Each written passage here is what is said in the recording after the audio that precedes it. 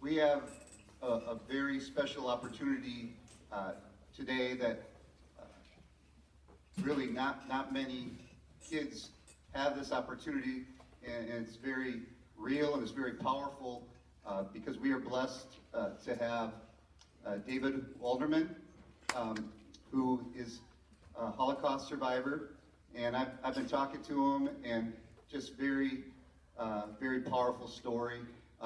I appreciate his son Michael communicating with me and setting this up. I really think that this story is going to move you, and it's so important that we hear about the Holocaust because more and more you hear about terrible things going on in the world where people aren't believing in the Holocaust, denying the Holocaust, and we just don't want the Holocaust to ever happen again, and we need to keep the story alive.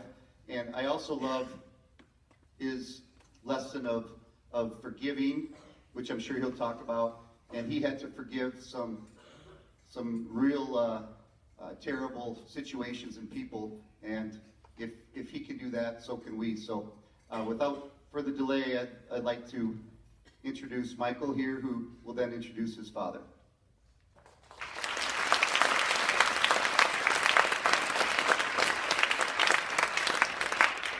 Everybody, thank you. Can you hear me okay?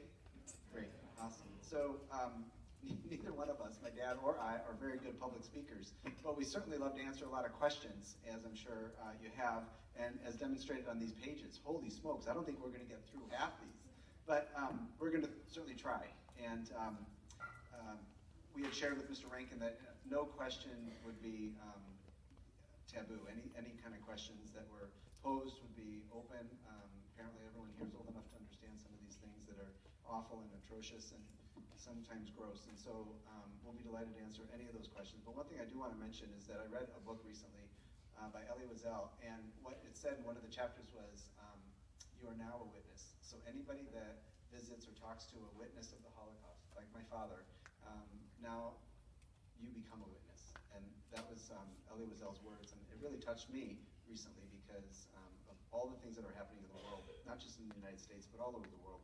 And so seeing a witness and visiting with a witness and asking him questions, hearing his answers, now makes all of you a witness as an extension. So thank you again, Dallas Center Grimes and everyone here to let us have this opportunity. It's a pleasure, and we'll just go from here. We'll just answer questions and go from here. But before we do that, I'd like to, if it's all the same to you, just kind of embellish a little bit about my dad. My dad is one of 4 children. My grandmother, my dad, a brother and 2 sisters were in Poland, and my dad and his sister, one of his sisters, survived the Holocaust. My grandma was killed, an aunt, and an uncle. My dad's father died before the Holocaust of natural causes, just a few months.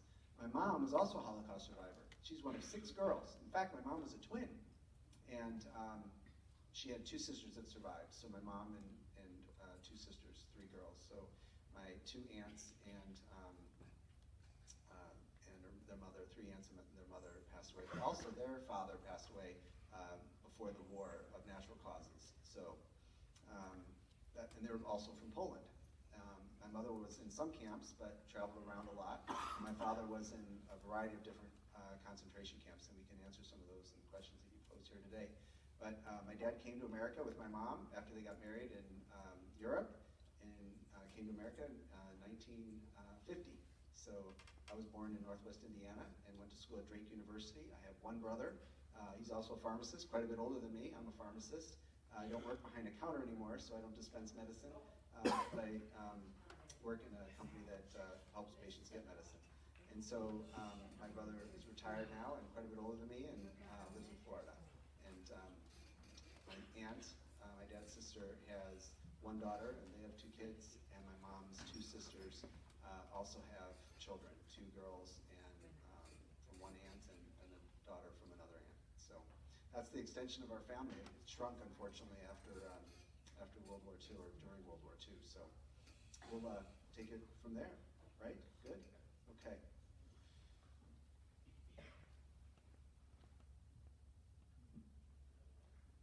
I think we do have one right here, but Jackson is going to start with the first question. Was Auschwitz a big place?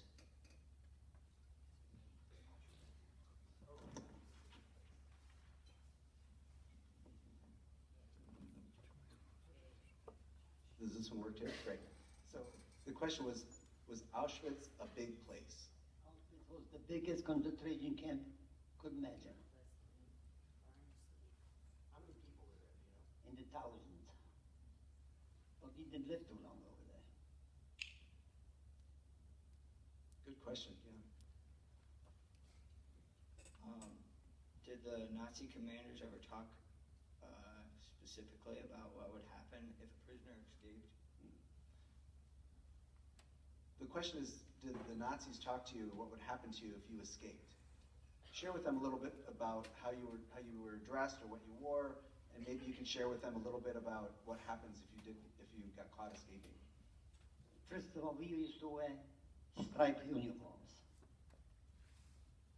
And you had that dicks shaved in the top. In case you run away, you take off your hat to dinner already. So not too many could run away. But if you run away and they catch you, they hang you right away. No mercy, no nothing. By the way, we were shared these questions in advance, and I have to tell you, in all of my years, there are absolutely questions on here that are familiar to us. I have to tell you, there are more than half or more of these questions, you guys did a good job, that are on here that I've not even seen, and I'm anxious to hear what my dad would have to say on an answer. So let's continue. Do you think Nazi soldiers should be found today should still serve time and be punished? What do you think should happen to Nazi soldiers that they find today? They would probably be your age or older, but what do you think they should do with them? Well, my position was different.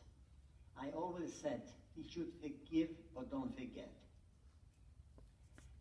You don't go find them anymore because this was too long already. He was too old already. And if you find them, this depends what kind of job he did. If he was only watching us not to throw away or something, you don't give no lecture, you know what I mean. But the big ones was he went to the judges in Germany before, after. Like Dr. Mengele, nobody knew who he was. They didn't catch him yet. I think he's probably not living anymore. Have you been to Auschwitz after World War II? The question is, have you been to Auschwitz after World War II? Happened to live in this place camp after the war. So it was over there 3 couples and my wife. And they didn't go, they were in camp, but not in Auschwitz. So they asked me if I could be chaperone, go with them to Auschwitz. I did go with them to Germany. Auschwitz was not in Germany, Auschwitz was in Poland. So I went over there. Auschwitz had that next to him, he called Birkenau, a little undercamp. So they saw Auschwitz, so I told him, how about you going to Birkenau? He said, no, don't go. He don't want it. This was the first one I went over there in 1953, 54. So we have read an article titled Forgive and Not Forget, and we've heard you talking about that too. And at what time in your life did you adopt this philosophy? So you always say, and have, even as long as I've been alive, you've said, forgive but don't forget. How long have you thought of that philosophy? Not too long ago, maybe 4 or 5 years ago. Because it's not easy to forget and not easy to forgive. But I thought your life has to go on. You have to forgive, but don't forget. Because you never know what can happen again. Has the Holocaust influenced or changed your religion? Can you repeat that question? Has the Holocaust influenced or changed your religion? Has the Holocaust influenced or changed your religion? No. But I was more religious after I liberated than I was before, because before I was too young. But I was liberated because it was a miracle. So how can you not believe in God? Had to be God. If we not God, I wouldn't be here. Because no medication, no doctors, no food, no everything, and I'm alive. Who was it? I just learned a few weeks ago my father never had a cup of milk for 5 years. Would you share that story with everybody, that you met your brother's friend on the street? So this is a story about a very religious man when my father was a young boy whose brother had a friend who was very religious. After liberation, close to Munich, in a small town. So we went to Munich one time, a few friends, and one fella went through, he recognized me as a young kid. He was in the same town, but he was my oldest brother's a friend. And he recognized me. And I told him, I saw him dressed up nice and like tie and everything. I said, what's happened?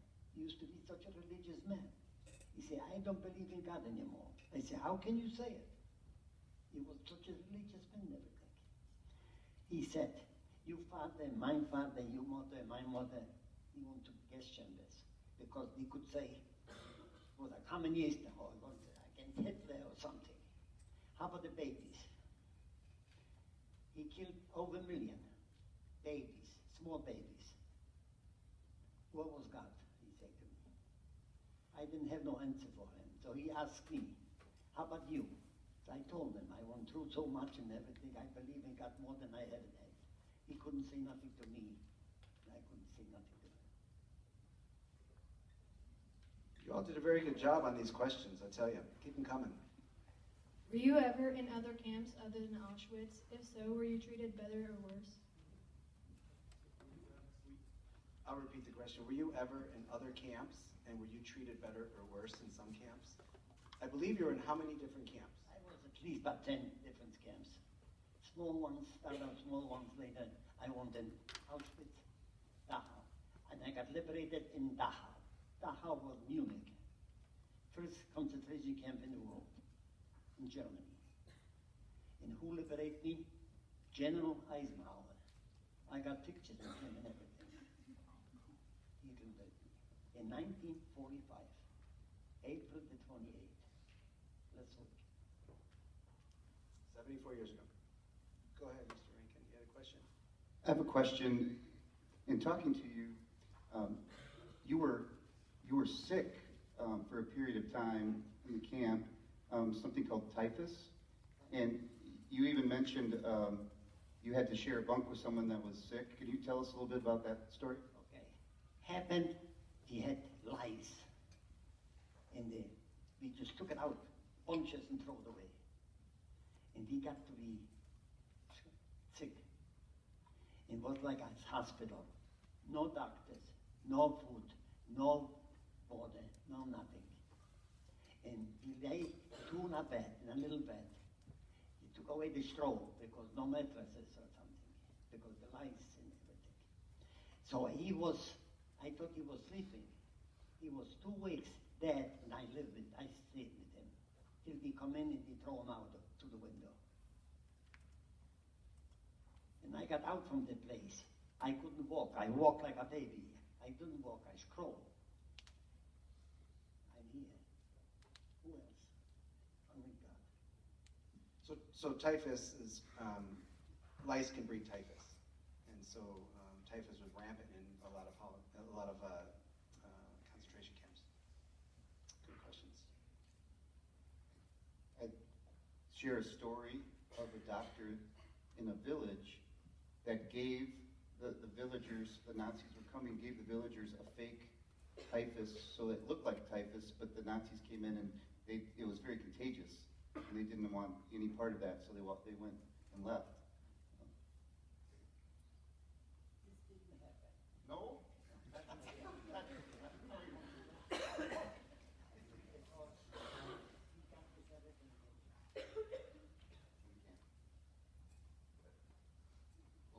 mental struggle like when you left the camp?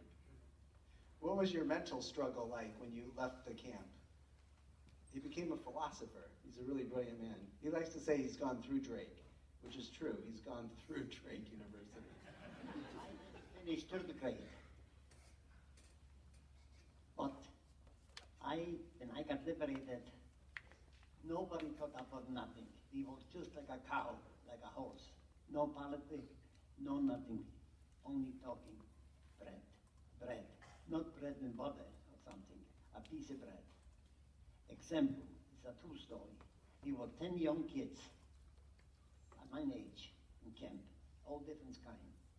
Italians, French, only, and then I got liberated.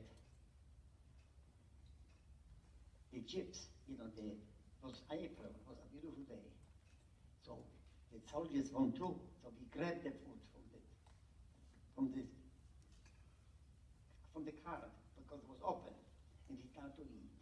And we all was in striped uniforms and everything. So the soldiers come in with guns. We say, "What do you mean you take the food? Who are you?" And we took everything away. So everybody started to curse in her language, French, Italian, Hungarian, Polish, Jewish, everything. And I was cursing them in Jewish because I didn't know nothing else. So one captain wanted to come back. He said, "Who are you?" I say, "I'm a Jew. I'm in concentration camp as Jew." So he say, "I'm living in Jew." So he got a high shoulder, and he give it to me. And I say, "This is a high, a life." So he said, "I'm going from Austria." This was about 20 miles from Munich. I never saw nobody. This is the first time I met a Holocaust survivor and a Jew and something like this. And he gave it to me. And later on, he went to the general and he told him, he brought us more food. But this, he almost got killed. He almost died. Because he gave us the canned food, meat and everything. And he asked him a piece of bread. He said, "We don't have the bread." I was a little lucky man. In this little town, we had no hospital, nothing. But we had Catholic churches, the nuns and everything. And he took me over there. He cleaned me up. He washed me up. And he feed me. The first meal was 4 spoons of oatmeal. I say, "Sister, how about a loaf of bread?" No, nothing. Next day, one more spoon. Finally, I took already 8 spoons. He gave me 1 slice of bread. Because lots of them die. And the hundreds of thousands die from this stuff. We eat too much. Right. Good questions. The book that Hitler wrote, Mein Kampf, do you think it should be legal or not? Do you think the book that Hitler wrote, Mein Kampf, do you think it should be, I'm not sure it's not legal. I don't know. I mean, there's something I don't know. It wasn't, and in Germany now they made it legal, and it's controversial. So it's legal or illegal. Should it be available? I guess should it be available to people? I don't know what to say. Normal people wouldn't take it. But being like Hitler, he can do lots. He could do lots of things. Good question. I couldn't be there. Did you have any really close friends in Auschwitz? Did you have any close friends in Auschwitz? Friends, we didn't have yet. All talk about bread. We didn't have no friends talking here, politics or news or something. We didn't do nothing. We didn't know what day it is. Everybody was hungry. We didn't talk about mother, father, nothing. Just like a horse or a cow. Did any Nazi soldier ever show you kindness or grace? Did any Nazi soldiers show you kindness? There was an example you gave me of a little boy, but not of a soldier. There is one example my father will share about my mom with a Nazi soldier. Okay, my wife was in a camp too, in concentration camp, but in difference. Then she got liberated, and she was in camp. He worked in a big factory, and the woman who was the big boss was Hitler's second, and she started to like my wife. And she brought every day a cup of coffee, a cup of soup, and a little sandwich. And my wife took all the girls to the bathroom, and each one took a spoon to eat. She tried to take it out. In Germany, everybody got bikes. And she bought a bike, and she wanted to take it out because she had the hair, black hair, and everything. She liked it. She loved it. But she said, no, I'm not going. I don't want to leave my things. What's happened? She got liberated in a small town in Germany, and she took a bus. And who was the boss? Her, the lady German second to Hitler. And my wife gave it to her, a diamond from the mother she had. But the woman could shave high better than men. And the lady took off the ring and she gave it back. She would go, she didn't, she was through the court, everything, but she was not guilty. She was a very nice person. Not to everybody, but she was nice. So, do you think the world has changed for the better or worse since the 1940s? Has the world changed for the better or for the worse since 1940? Of course, it's better. This is still the best country in the world, is America. But changed maybe a little bit, but it's still the best country in the world. Did you have a prayer or saying you repeated every day in the camp? Did you have a prayer or a saying that you said in the camp every day? I said I pray by myself because I didn't know how to do it either, because I was too young to go to school and everything. But I used to pray to myself, to God and everything. And I still do. Were your tattoo numbers chosen at random? Were your tattoo numbers chosen on random? So I think I can help answer that question a little better. The Nazis and the Germans were very fastidious about keeping track and records and record keeping, and they were very particular. So my dad's number, I want everyone to add this up, please. My dad's number is 160344. So he was at least the 160,000th person that had gone through the gates of Auschwitz. At least that. There were more before him and more after him, obviously. But the number adds up to what? Just call it out. 18. So that's significant to Jews, the number 18. Numerology and Judaism go hand in hand, and so that number is very significant to my dad. But he was, we don't have the records. The Russians may have received them. We don't know where the records are, but his name would have been logged in as 160,344th person in Auschwitz. But the number is significant to us. 18, it means life to Jews. 18. I got everything, lots of things in 18. When you first got to the camp, there was a man who, I guess, would basically choose your fate. Either you go left or you go right. Can you tell us the story about what you feel saved your life in that moment? When I was in Auschwitz, I went through Dr. Mengele, and I saw it. It was a line going through. So I saw it, older people left, young kids left. I come over there. I say, left, don't look at them. So he asked me, how old are you? And I was that time 13. And I lied to him, and I told him 18. And it worked. He told me, go right. If not, I wouldn't be here. Did you ever have to hide anywhere? Did you ever have to hide? You couldn't hide no place. Because you were the uniforms and you were shaved in the middle, you couldn't do nothing. So he had a mohawk when mohawk wasn't even popular.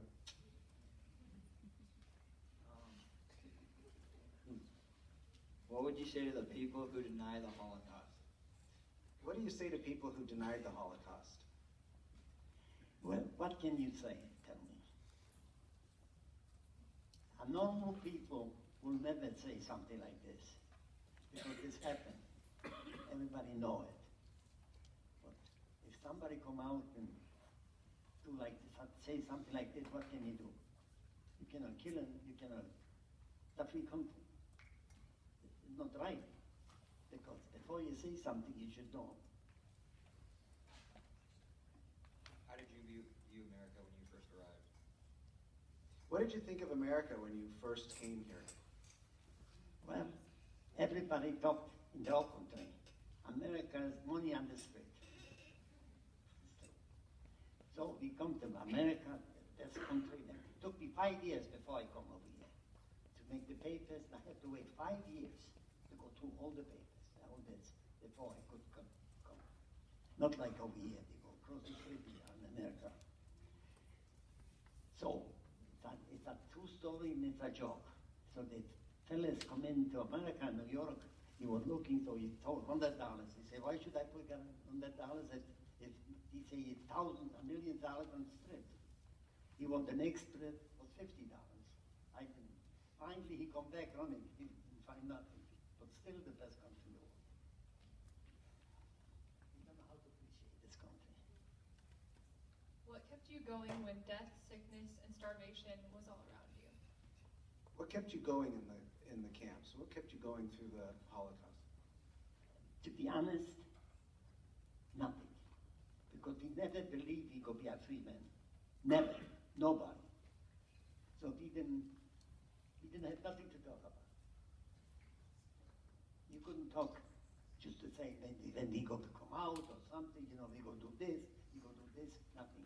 Nobody thought he would be a free man. Never. What type of work or jobs did you do at Auschwitz? What kind of work did you do in Auschwitz? In Auschwitz was the last one. Very tough job. In the crematorium, where you put the people in oven. So you had to stay one over here, one over there. So I stayed with one friend over there on the side. And the worst thing was his father, mother, he had to throw in going to the concentration camp in fire. He had to put in his mother and his father in the crematorium. And this is the only bad thing I saw in my life. Did you ever get in any trouble at the camp? Did you ever get me in trouble at the camp? He's gotten in plenty of trouble with my mom as I was growing up, but not at the camp. No, the camp, one thing I was doing, I was watching not to get beat up. Because if you get beat up, 3 days later, you know you're dead. Eventually you die. Because no doctors, no nothing. So I watched not to get beat up. What was your average day like at Auschwitz? What was an average day like for you in Auschwitz? Waking up in the morning and 5 o'clock in the morning, you have to get up. Go outside, stay over there, go through everybody a few hours before you want to work. And they give you have to wait to count and everybody there and everything took 2 hours. You stayed outside, cold or warm or hot. You have to stay there. You want to work. When you come home from work, you got 2 slices bread, half a pound or something, and a cup of soup. This was the whole day for the next day. In the morning, you used to get a cup of coffee from chicory, not the real coffee. That's it. If you eat the bread the night, you don't have nothing to eat the next day. If you save it, you were lucky. what kind of work did you do in the camp? I worked and load cement bags, to work because I didn't have no work before. I didn't know. Yeah. He didn't have any essential skills, so he was labor.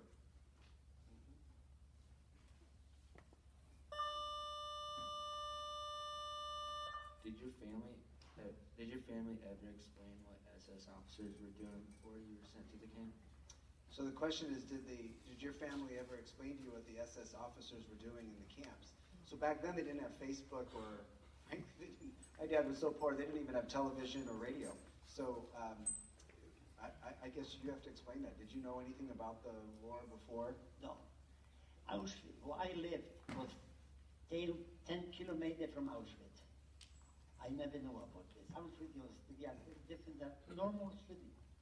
And this was only 10 miles, 10 kilometers away. Are we good, Mr. Rankin? Okay, good. All right. I heard the bell, so I didn't know. We appreciate you coming and talking to us. It's very fascinating. I could sit here all afternoon and listen to you. What we would like to do, just a small token of our appreciation. This school is called Dallas Center Grimes, DCG. Okay, and we got you just a little T-shirt here.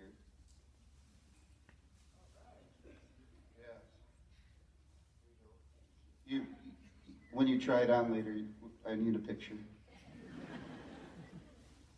Here's one for Michael. And I believe. I don't mind to do this because I wanted the young people to know what's going on. Say that again. I like to do this because for the young people to know what's going on, how was it, and how maybe, I hope to God that never happened, but you never know. So everybody should know what was before. And That's why I say at the end, forgive, but don't forget.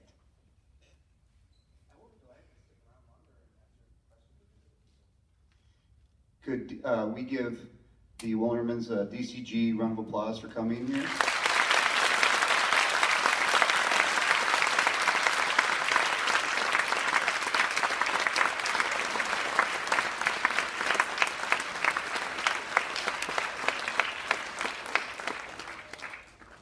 I think we are 7th period, right? You know, maybe use in class or get it and use it for class.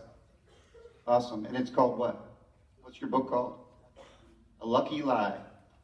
Yeah, we'll use it in our curriculum. And we film this, so we'll always have it. We'll always have it because the best type of history, in my opinion, is a primary source from someone who's actually experienced it. But, do you guys have anything else? Okay. See you guys later.